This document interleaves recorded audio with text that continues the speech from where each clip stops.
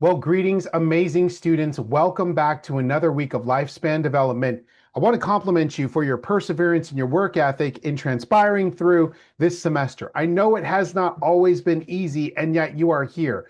We are approaching the end of our semester. I want to say thank you for being an amazing class and good job on a hard-working semester filled with lots of challenges, but also you have persevered. So I want to say congratulations. Now, as we approach the end of the semester, over the course of all of our lectures, we've discussed many topics relevant to lifespan development. And in our last lecture, we ended with serving aging populations and we discussed ageism. We talked about the final stage of our lifespan. And now what's left for us to discuss is the process of death, dying, and grief. So today's lecture is going to focus on just those three topics. We're going to discuss the definition of death from a functional standpoint. We're going to talk about this process of dying and what that means, right, for us from a lifespan development standpoint. And I always add at the end of each semester a conversation around grief. Because even though our lifespan technically, ends at the moment of death, there's still a wake that's left behind, right?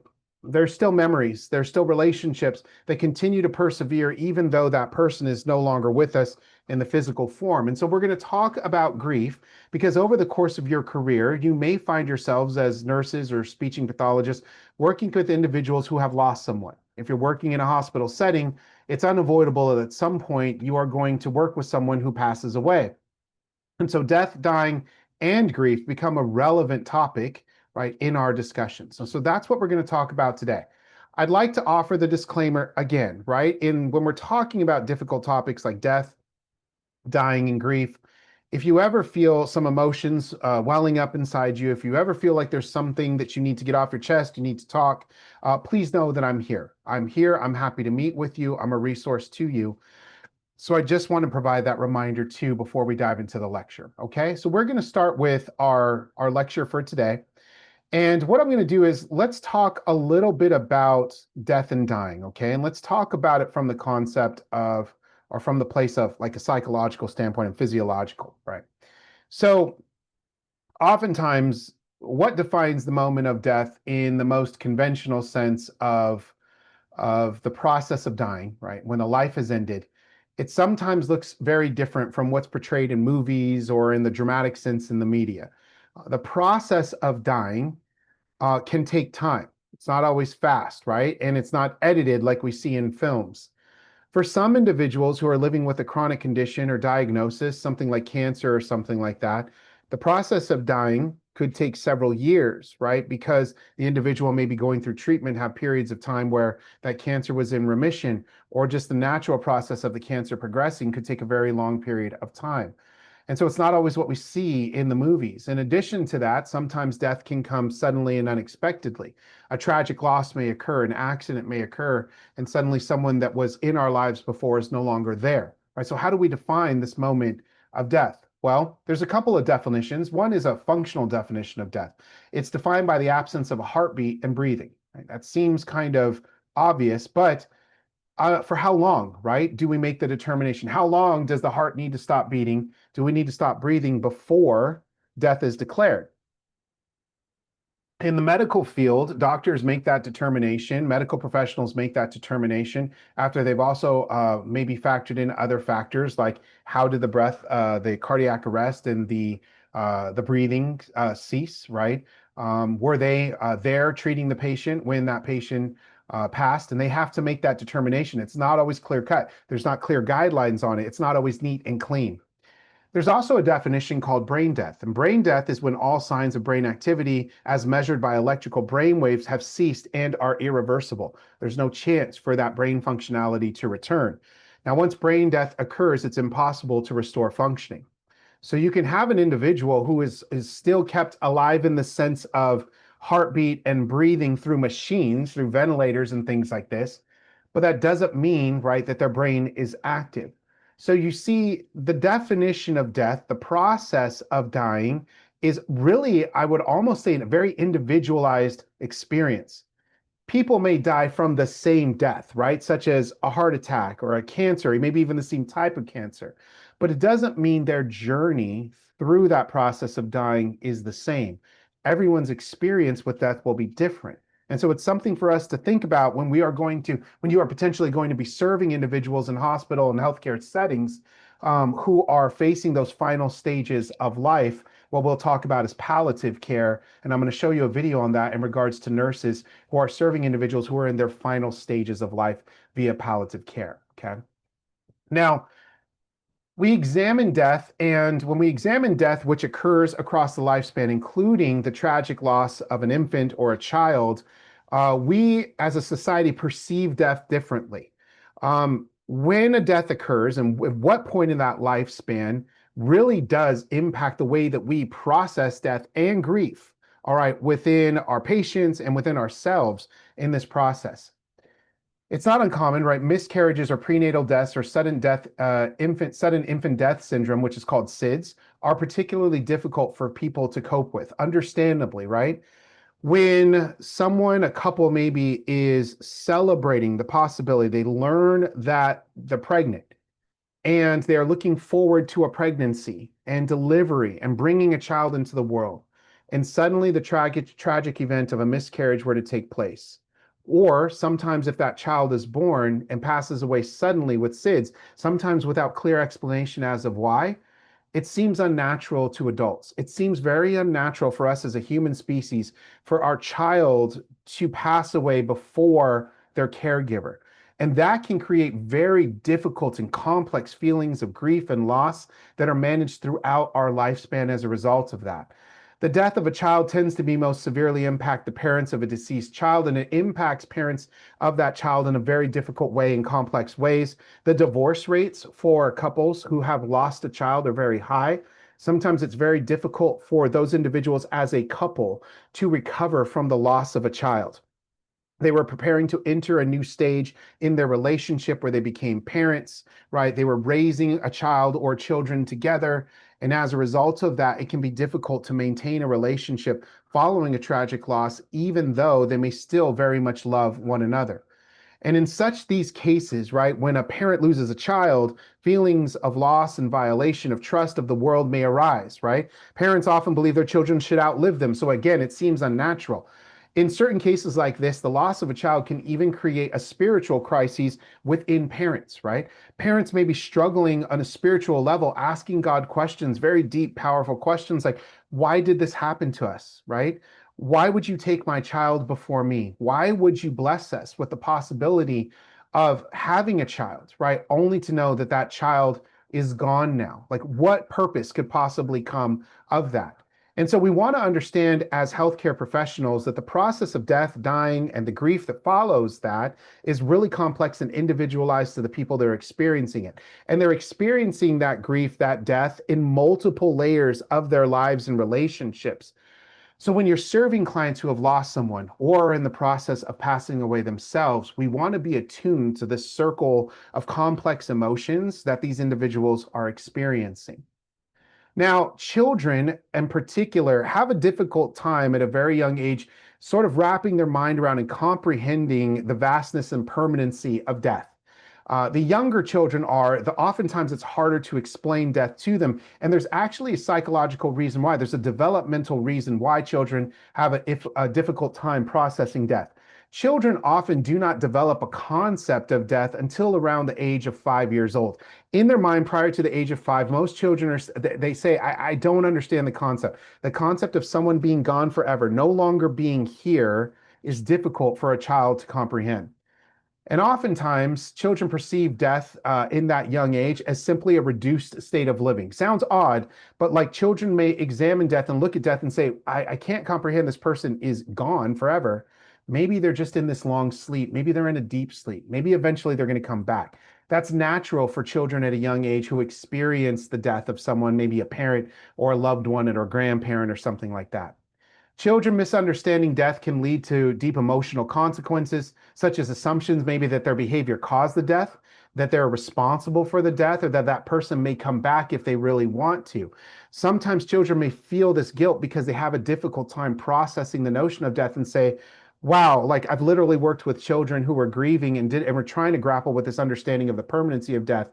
And they say, if I had just cleaned my room, right, maybe my mom would still be here. If I had eaten my vegetables, right, maybe dad would still be here. It's not, sometimes parents get frustrated, right, in trying to explain the process of death to their young child, and they'll say, why isn't my child grasping this, or why would they ask these kind of questions? Why would they put that on themselves? It's nothing intentional to upset the parent. It really is a genuine search for an understanding of this very difficult concept of death at a young age.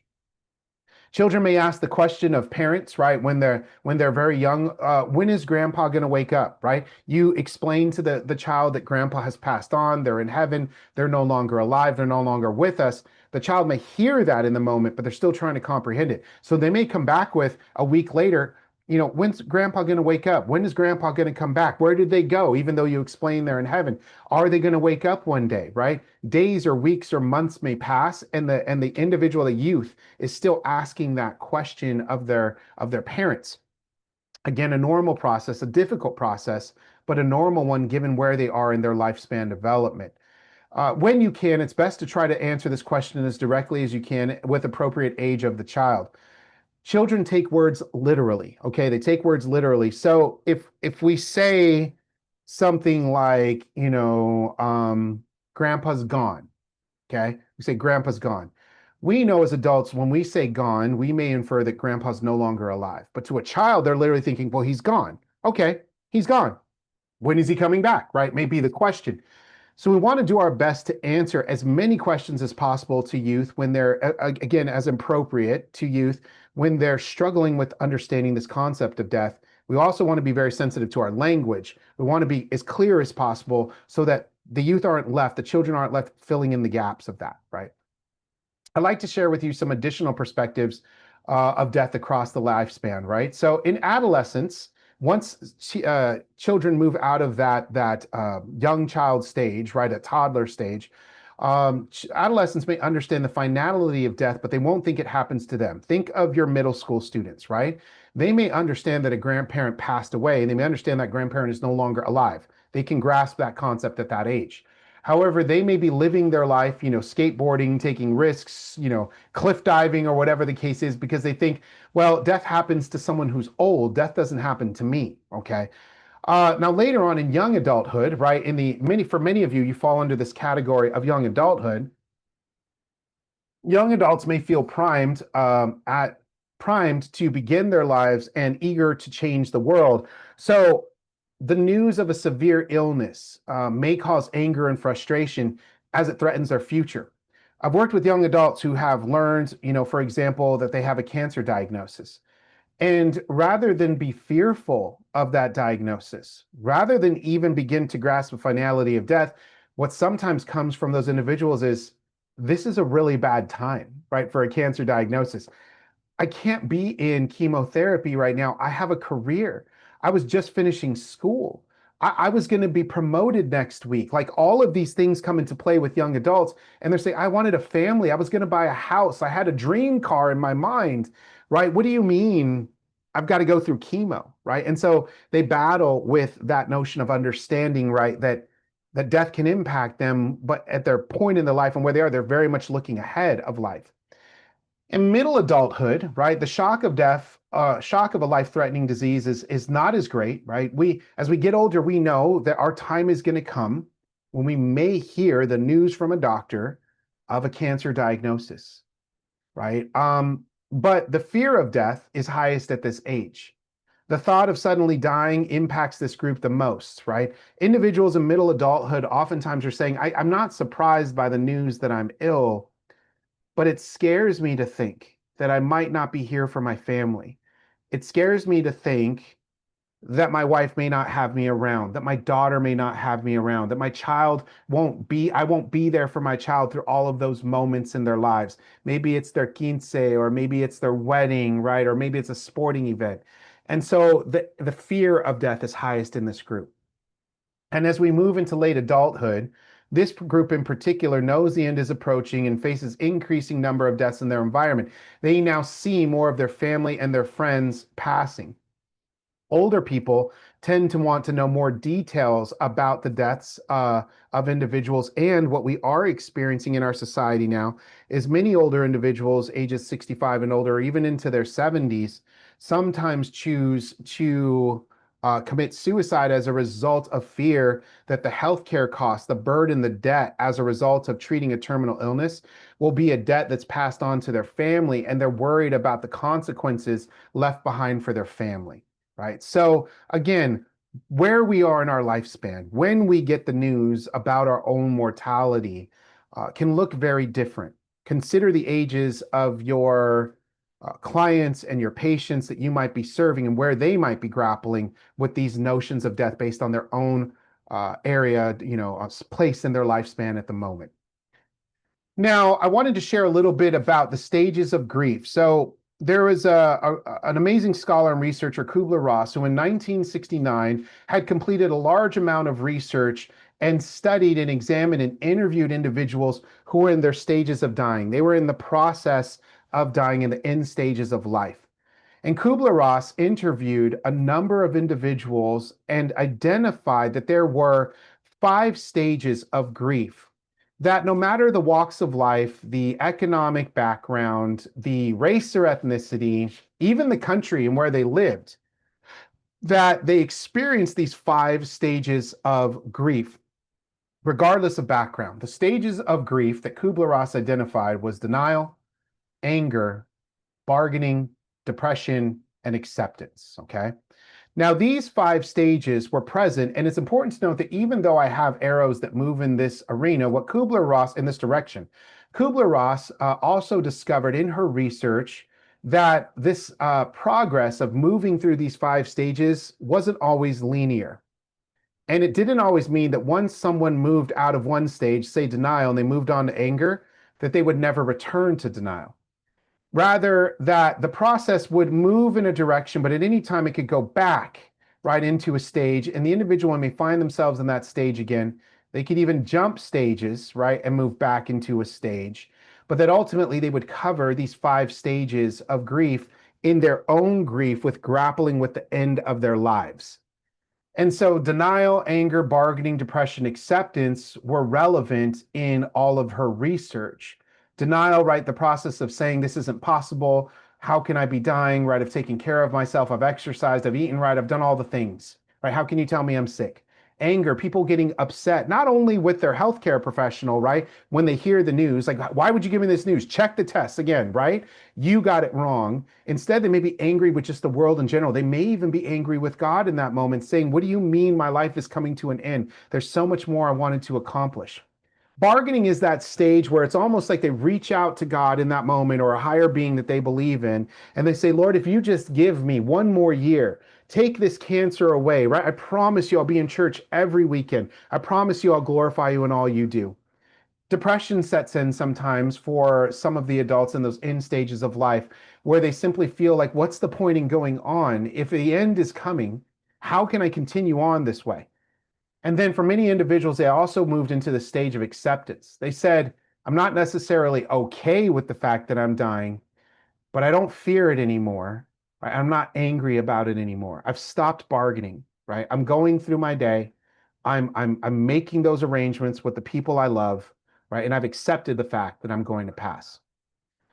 This is where we stayed in the 5 stages of grief for a very long time in the field of psychology, until later in the book titled The 6th Stage of Grief.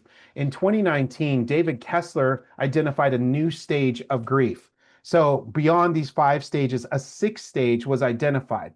Now, David Kessler worked with Kubler-Ross and is also a scholar that studied on the stages of grief, right? Is an expert in the process of grief, as well as things related to death and dying.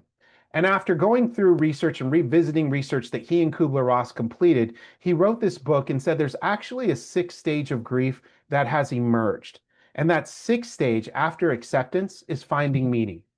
He said that after revisiting interviews with individuals, and after individuals that have lived on, right, and lost someone but continued in their grief, he said there was a 6th stage that survivors of people who had passed that loved went through. And he said it was this process of where they no longer looked at the loss as only a permanent loss, but they actually found meaning in that person's loss. They found meaning in their life, even with grappling with the pain of missing that person who passed. And I want to share that with you, right? According to David Kessler, he said, your loss is not a test. It's not a lesson or something to handle, a gift or a blessing. He said, loss is simply what happens in your life. Meaning is what you make happen, right? So the loss that we experience when we lose someone that we love, when they pass away, he's saying, that's just a natural part of life. It's a natural part of our life cycle. It's going to occur for all of us, but we can gain meaning from that if we look hard enough. And he went on to say, although your relationship with your loved one will change after death, it will also continue no matter what. The challenge will be to make a meaningful relationship with that. I have lost several people in my life. One was a dear friend of mine who passed away suddenly in a traumatic way.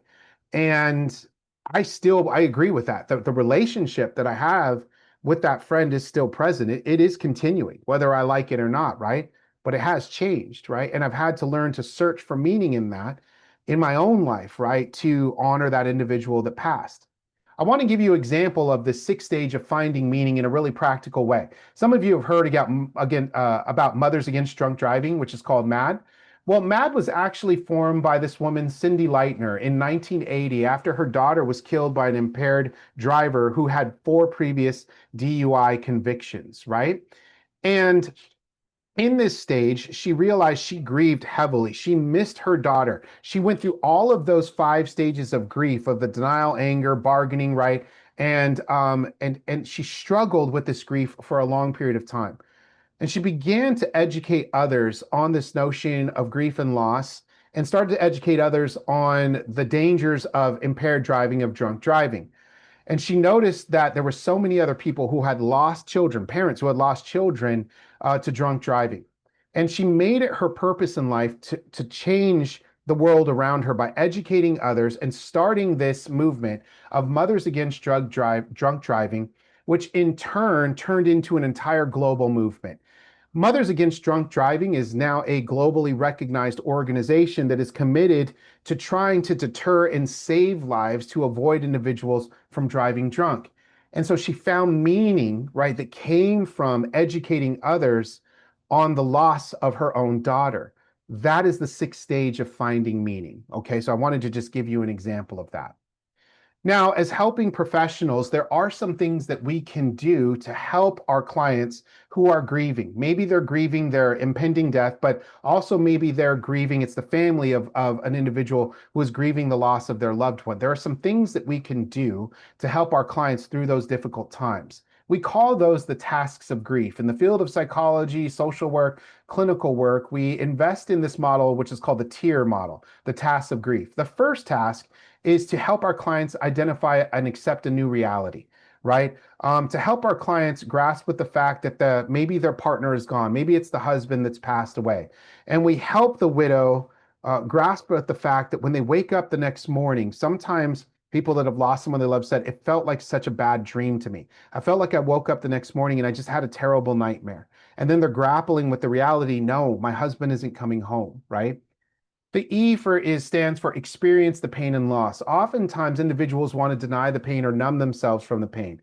This is where it's a very vulnerable time where individuals may seek to self-cope with extreme loss of pain through drugs or alcohol, or distract themselves with other behaviors, right? Maybe they throw themselves into work, or they simply just refuse to talk about it.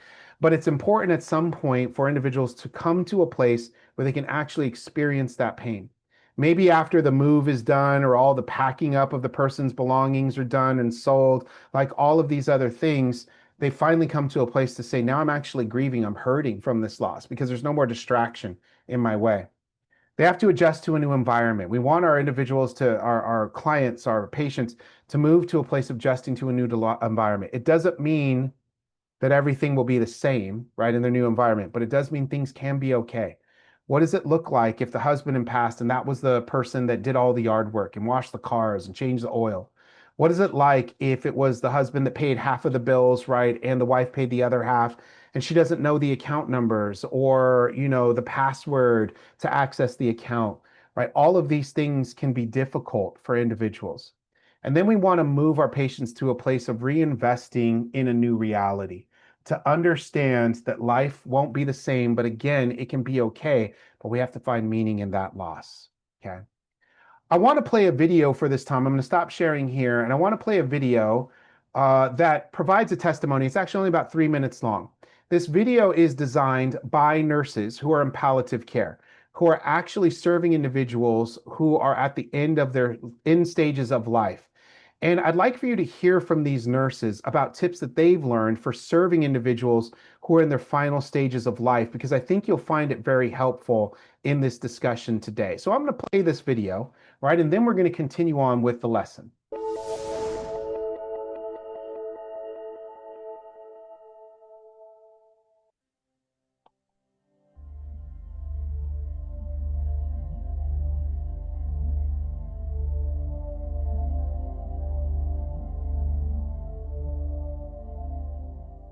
When I first started my nursing career, I was really quite scared of patients, and that sounds a really strange thing to say. And I did my first placement on a ward, on a medical ward, and the Sister Yardley, never forgotten her. She was quite a fierce Irish sister, and she said to me one day, as they called you then, she called me Student Nurse O'Donnell, she called me over and she said to me, "Why are you so scared, Kate? Why do you look so scared?" And I said, I'm really nervous. I don't really know how to behave on the ward. I don't know what to say or how to talk to people sometimes, because I was only very young. And she took me down this Nightingale ward, which is a long ward with many patients.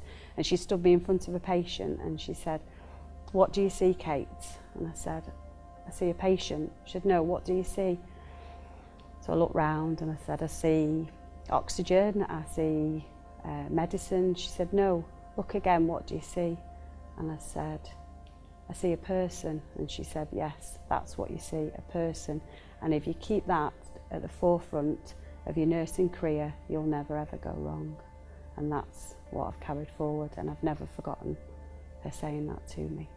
During my whole nurse training, I hadn't actually been part of actually dealing with a death, as in dealing with a dead body. This was quite a stress to me, and I had a fantastic mentor again, and I spoke to her about it. And she said that she'd arranged for me to actually be involved with a person who died, with a patient who passed away. And I'll never forget it, because I was so nervous.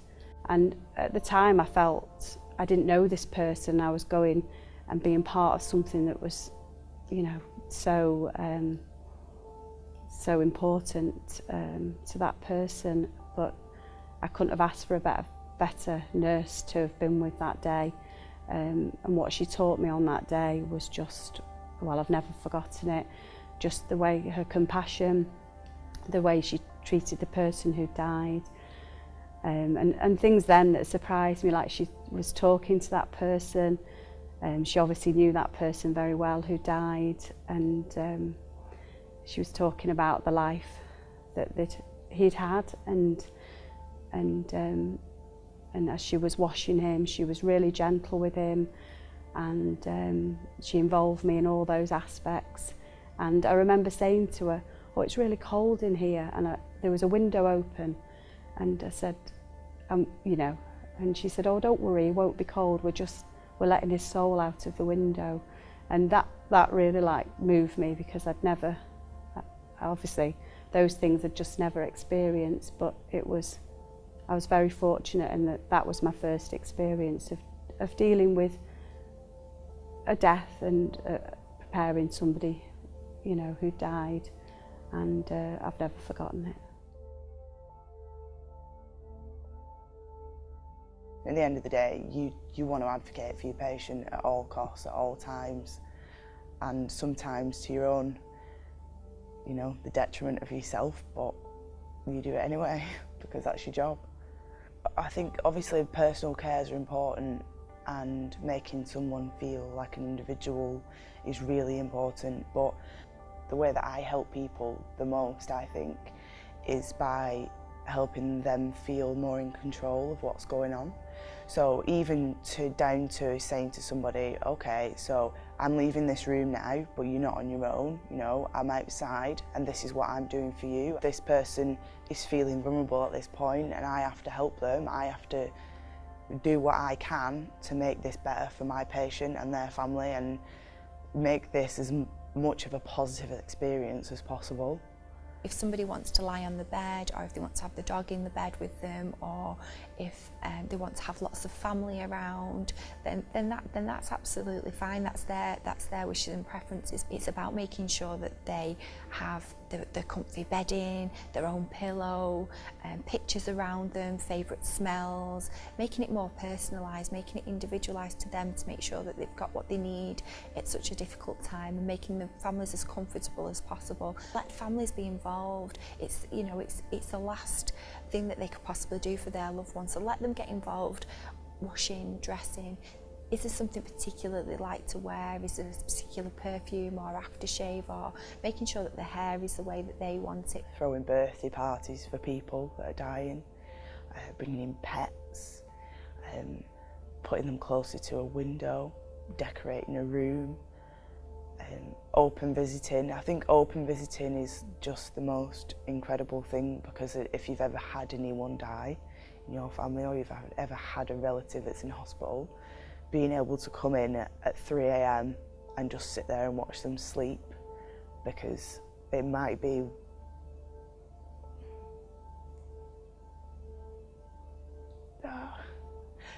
one of the last times that you can see them do that. Being able to take pictures with them, you can get handprints made with them, you can have locks of their hair, you can just be there and have really intimate moments with people before you say goodbye. And it's hard to convey to people what just an amazing job nursing is. I think I'm just so fortunate to do a job that I absolutely love. I'm passionate about it. I make a difference. The positives have always been the patients, the families and the relatives.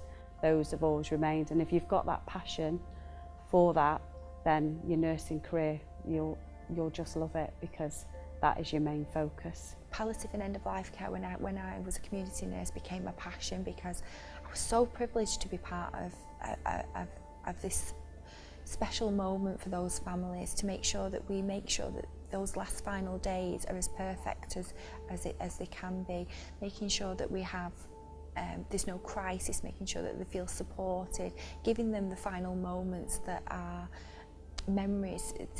good memories to share with each other. And being part of that it's a privilege. It's you know, it's a really lovely experience.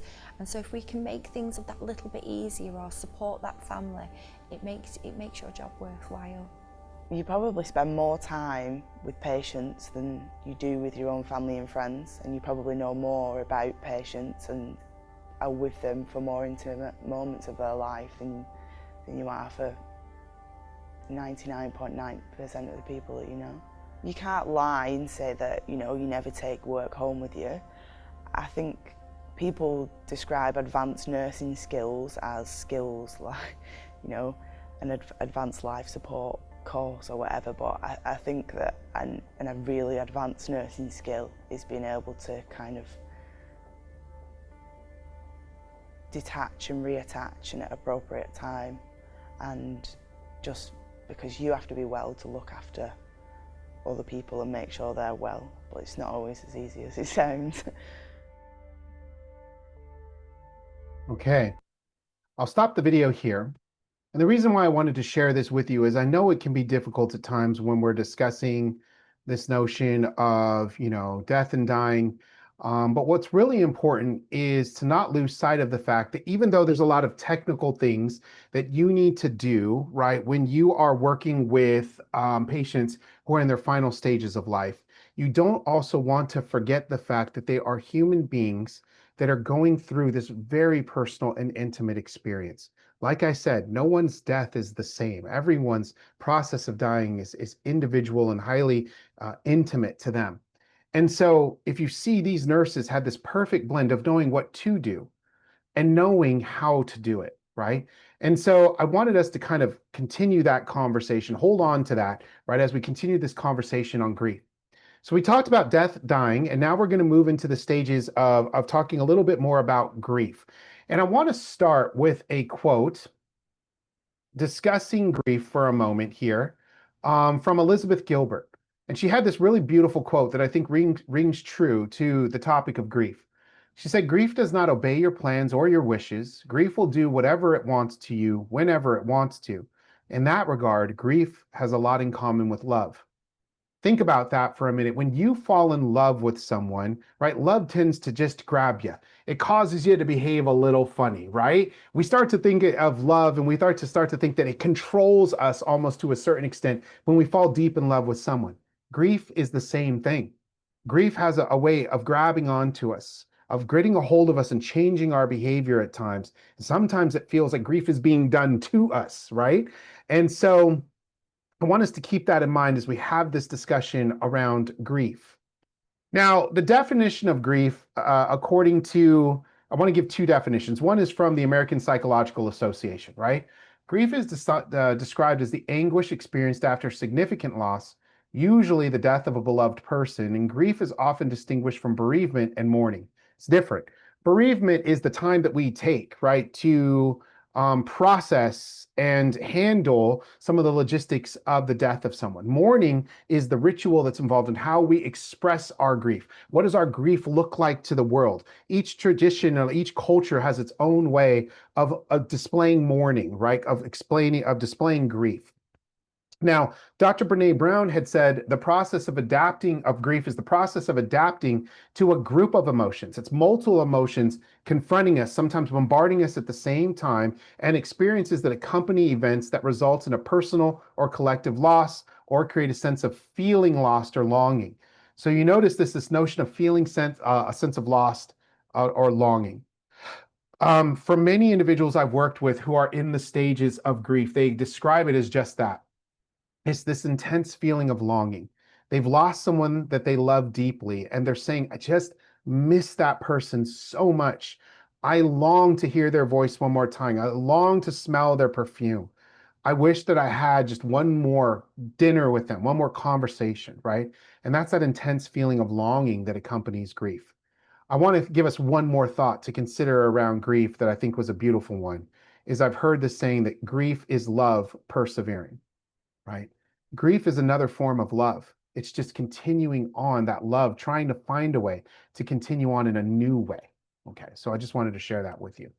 Now, the sources of grief. We've been talking about death or dying because we're in a lifespan development course, but I do want to expand our conversation around sources of grief because, as you can see, some of your patients, some of your clients may be grieving, but it's not only associated with the death of someone. So yes, the death of a family member or a pet can certainly move someone into a place of grief. But even just the news that someone is grappling with a cancer or a heart condition or Alzheimer's diagnosis, that can be enough to cause someone to move into a stage of grieving. Just the natural process of knowing that this person is passing away. The clinical term for that we use is anticipatory grief. That we know that eventually this person's going to pass. Our grieving we know is coming, and yet we also start to grieve simultaneously at the same time, okay? Sometimes even for kiddos, moving or changing schools, changing class, meaning in a socioeconomic status, the loss of a job, moving into a smaller place because it's more, it was too expensive, whatever the case is, that can cause grief. Think about collective grief when we talked about COVID-19, right? The loss of our freedoms and sense of autonomy of going out, going to the movies, amusement parks, right? Staying at home, being confined to home in some cases. That was a change in routine that did lead society through this collective form of grief. Divorce can be a form of grief for not only the couple that's divorcing, even if it could be contentious, but the children, if there's children involved, friends and family. Sometimes you have joint family, friends now as a couple, and so everyone's grieving in that process. When a family member goes to prison, that can cause grief not only for the person who's going to jail or prison, but for the family as well. Even good things, a promotion at work, a promotion from middle school to high school, these things can cause grief. They're good things that happen. They're joyful moments. And at the same time, you have to say goodbye to something. You have to let go of something that maybe you were comfortable in and familiar with. And so it can cause grief, right? And so these are just things to kind of consider in that process. When grief sets in, it can manifest itself in different ways. We can see different symptoms of grief. It's important to note that everyone grieves differently. No one grieves the exact same way. So it doesn't mean that you have to have all these symptoms to justify that or demonstrate that you're grieving. Some people can have any combination of these or even just one. I won't read all of them, but just some things to kind of consider: increased or decreased appetites, anxiety or irritability, apathy, just saying, look, I don't care anymore. Make your decisions, go through your process. I don't have a strong opinion about any of this. It could be a lack of trust in others, right? Saying, I don't want to get too close to anyone anymore because it hurts so badly to lose someone, right? Isolation, sarcasm, believe it or not, right? When we talk about sarcasm, a lot of comedians use sarcasm. And when we study a lot of comedians' personal lives, you'll see that they're very funny, right? But that sarcasm, that comedy, that ability to make people laugh is a deflection from a very deep and painful place of experiences and sometimes trauma. Many great comedians have come from a place of very painful backgrounds. And so sarcasm is tied to the German word sarkazin, right? Which means to tear flesh. That we say something that we want to pass off as a joke, but it hurts the other person very much. Sometimes sarcasm is a way of hurting someone so that they're feeling as badly as we are on the inside, okay? Separation anxiety, children may have that. Don't leave, because there's a fear that if that person leaves, they won't come back. That's a sign of grief, right?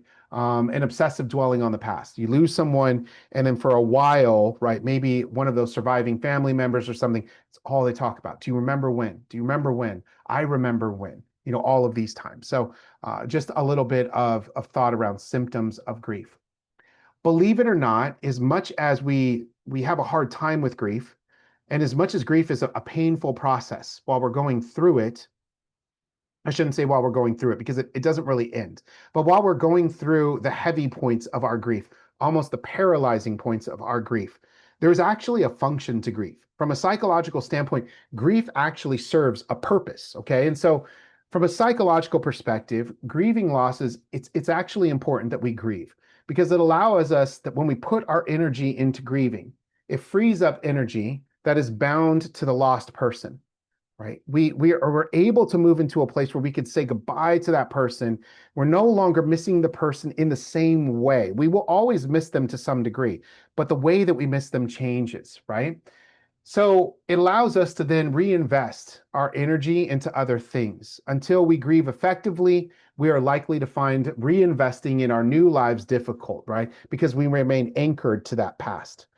I want to caution us, grieving is not forgetting. We don't want to push our patients to a place of saying, you've been grieving for 5 years now, it's time to let it go. You should just forget about it, right, and move on with your life. That is not the intent of grieving, nor is it only the process of drowning in tears, though that's certainly part of the process of grieving. That's not all that grieving is.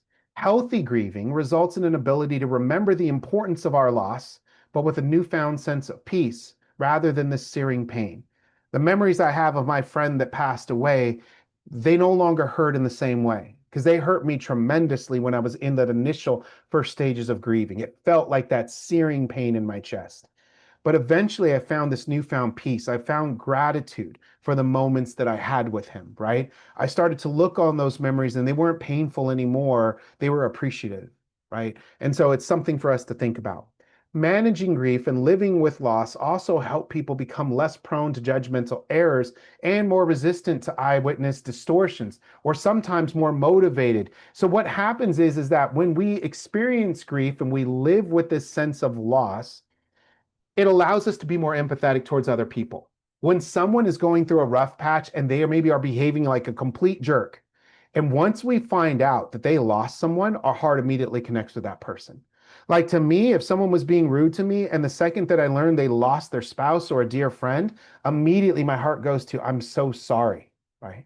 I'm sorry. I'm not even upset with you, right? I'm just sorry that you're feeling that way, because guess what? I know what that feels like and it hurts, right? So I'm just sorry for your loss.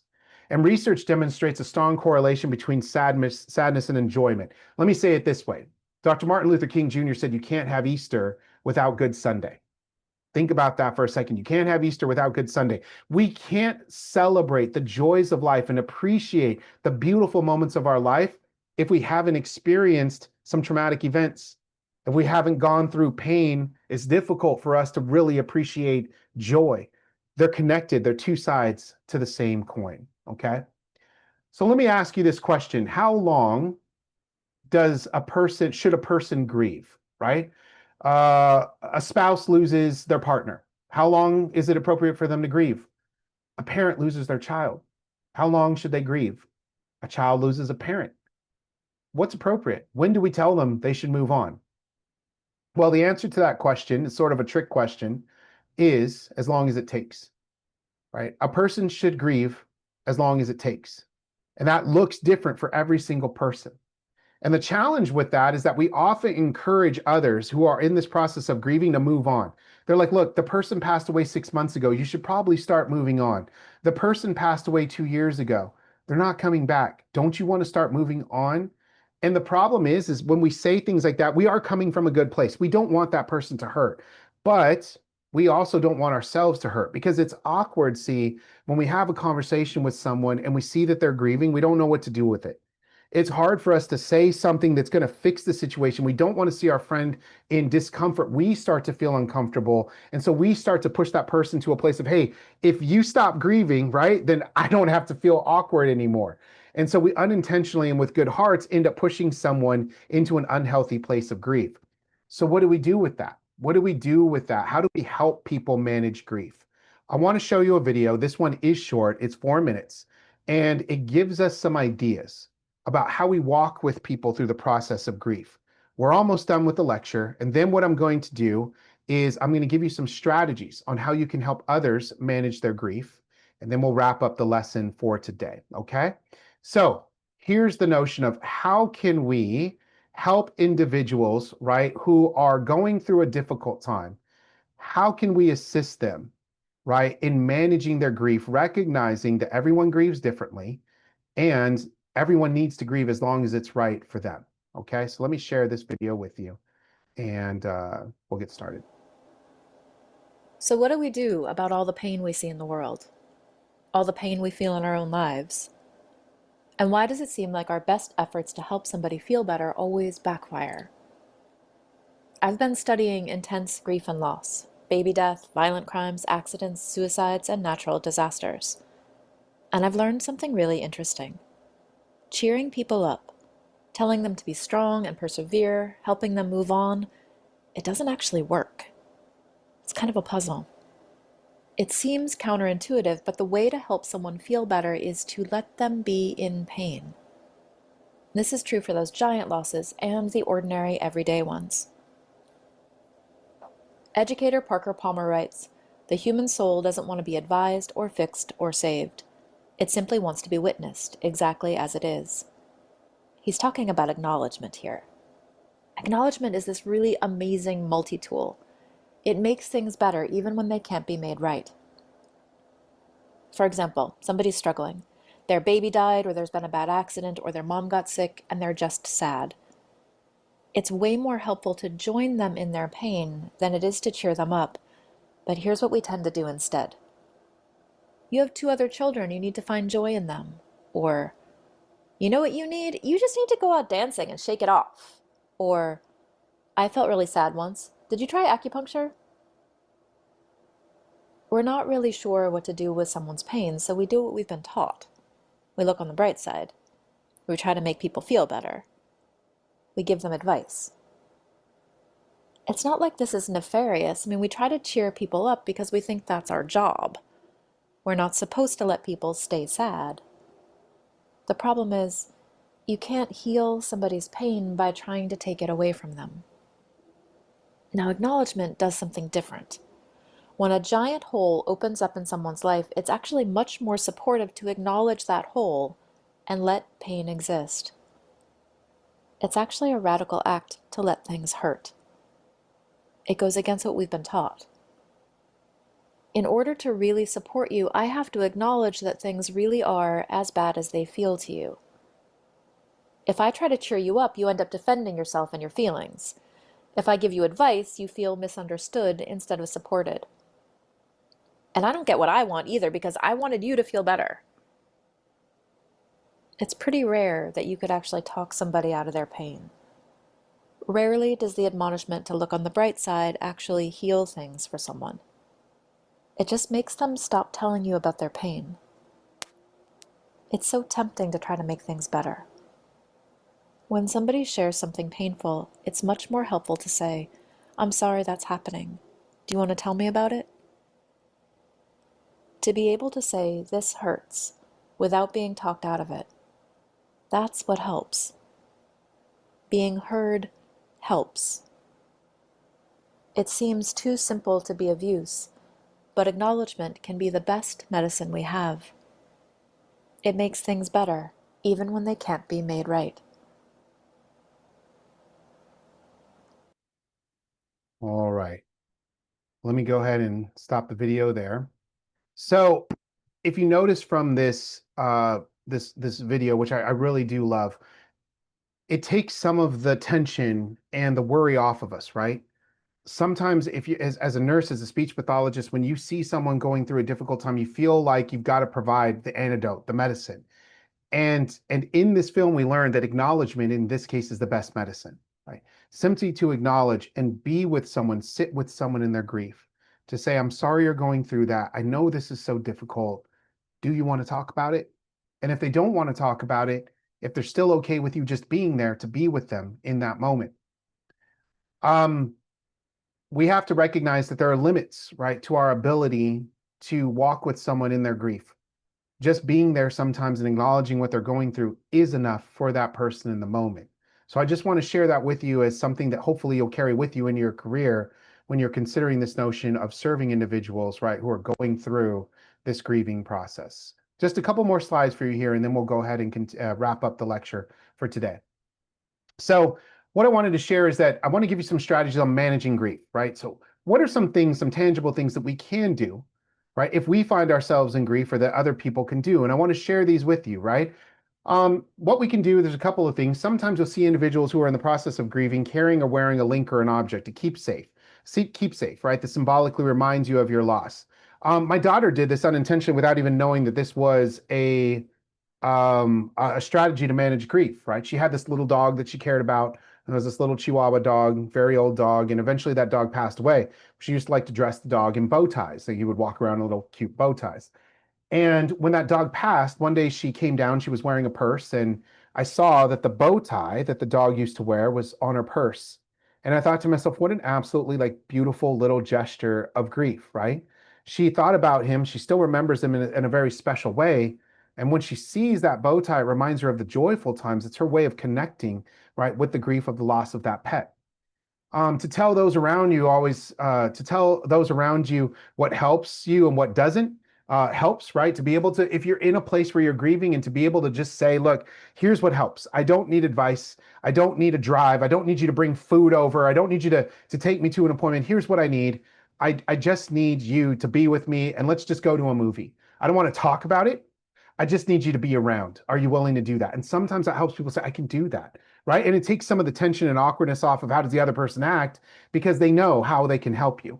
You can set aside private time daily just to feel your grief, right? When I was going through that process of losing my friend, I started to realize I was thinking about it so much, it was starting to take over my ability to function, right? And I said to myself, I've still got a life, I still have a family, I still have a job, like I've got to move through this place of grief, and yet I don't want to let go of the grief yet because I'm not ready.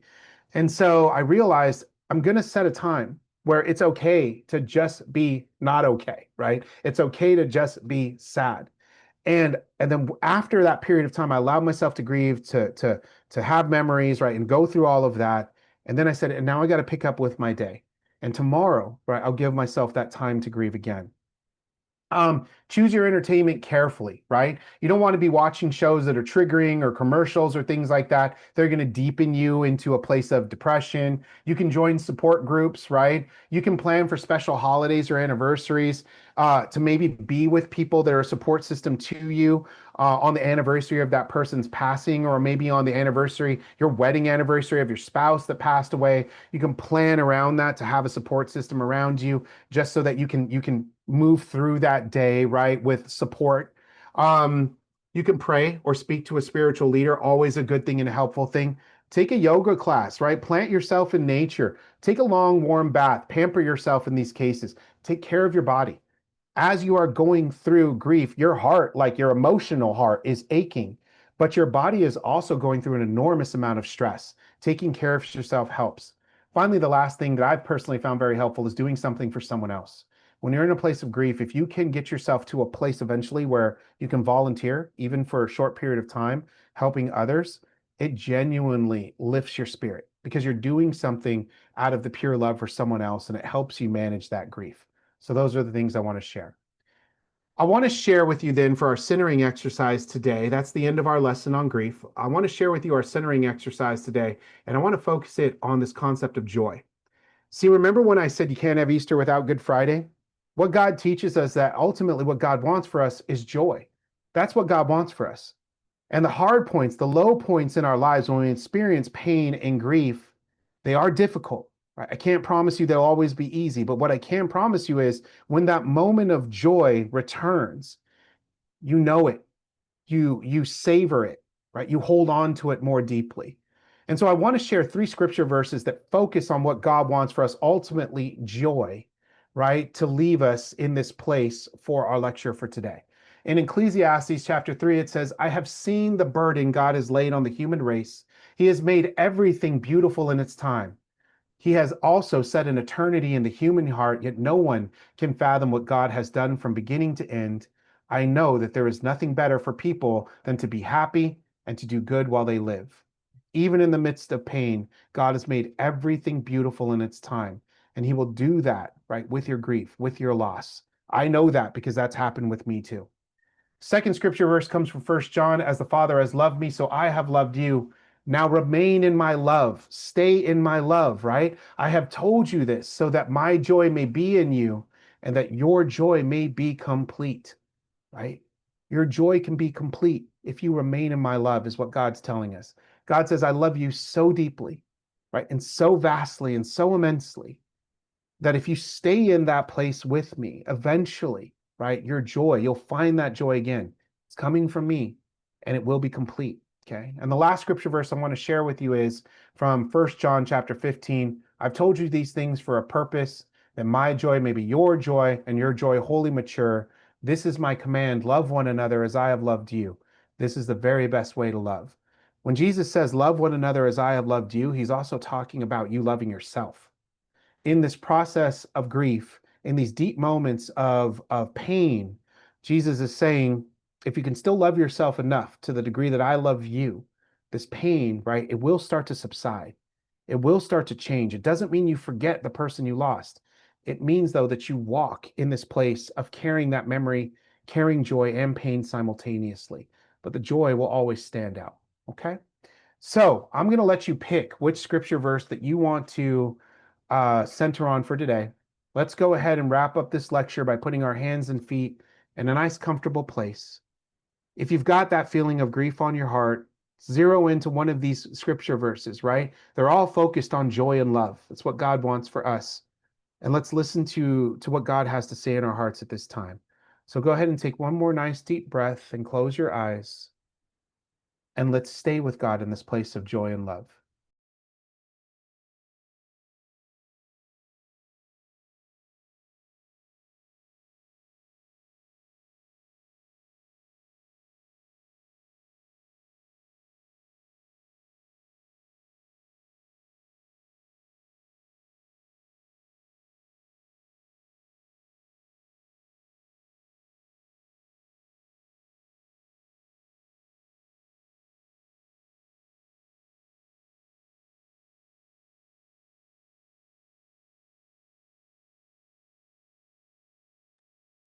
Okay. Go up and open up your eyes. Take a nice deep breath and come on back. Folks, I want to remind you that I am here for you. If you have questions, thoughts, concerns, please reach out to me. All right. I'm here as a resource for you. I want to thank you for engaging with the lecture and for being such an amazing group of students this semester. Thank you all. God bless.